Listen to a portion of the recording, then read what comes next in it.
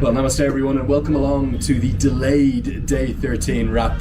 We needed the rest day after 3 back-to-back double headers and then a single header on Sunday, so I didn't have the energy to keep going and to get through one more wrap. And I'm next in line, actually. I'm here in my favourite barbershop, just near to where we stay in Salty Mode, so I'm about to go in and get a little head shave together, but thought I would give you the end of day wrap that we missed out on a couple of days ago, without a player, of course. I don't have any special players in next to me here.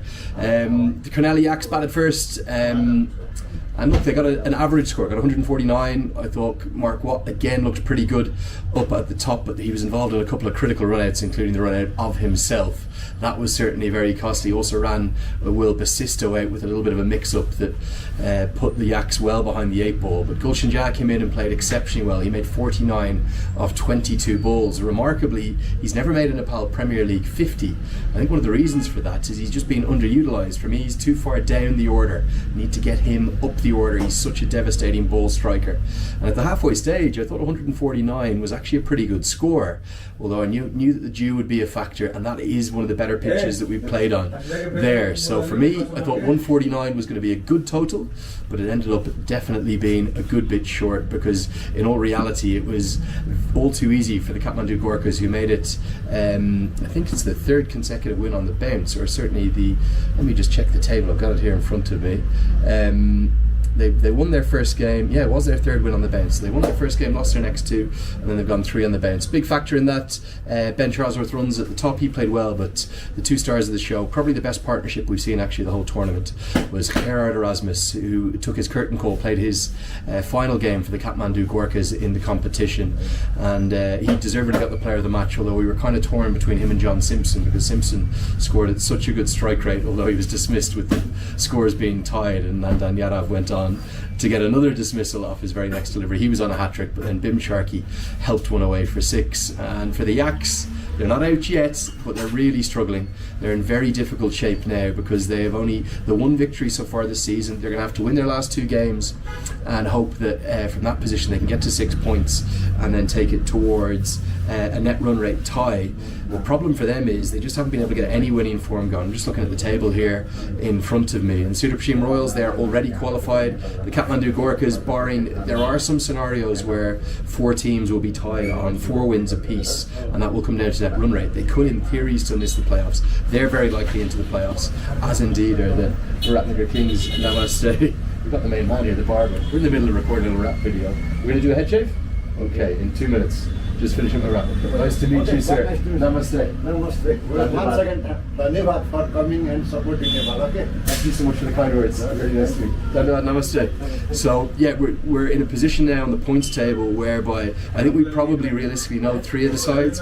I think the Royals are through, I think the Gorkhas are through, and I think the Kings are through. But from there, it's a bit of a mad scramble and a bit of a mad dash. The Chitwan Rhinos, they hold the edge, both in terms of net run rate and in terms of the games that they have remaining.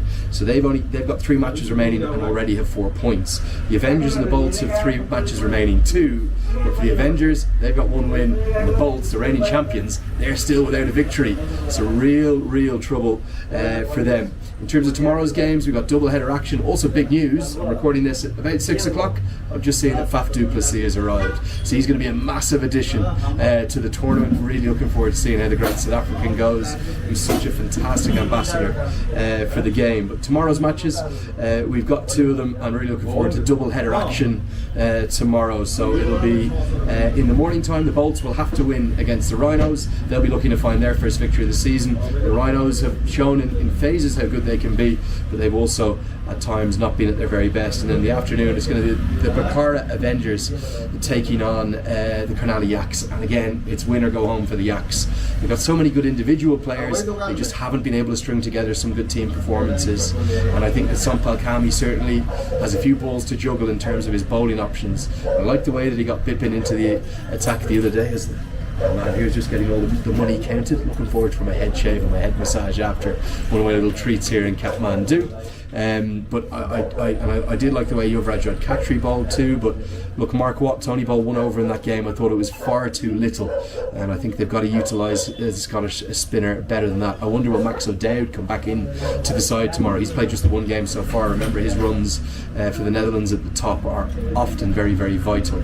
So we got 2 games tomorrow. I don't think the tickets are sold out yet. Get onto that Calty app, come along. Also got a little something to announce. We're going to, hopefully tomorrow, it won't be today, but hopefully tomorrow, going to be able to announce a little ticket promotion going to do with the guys at Calty.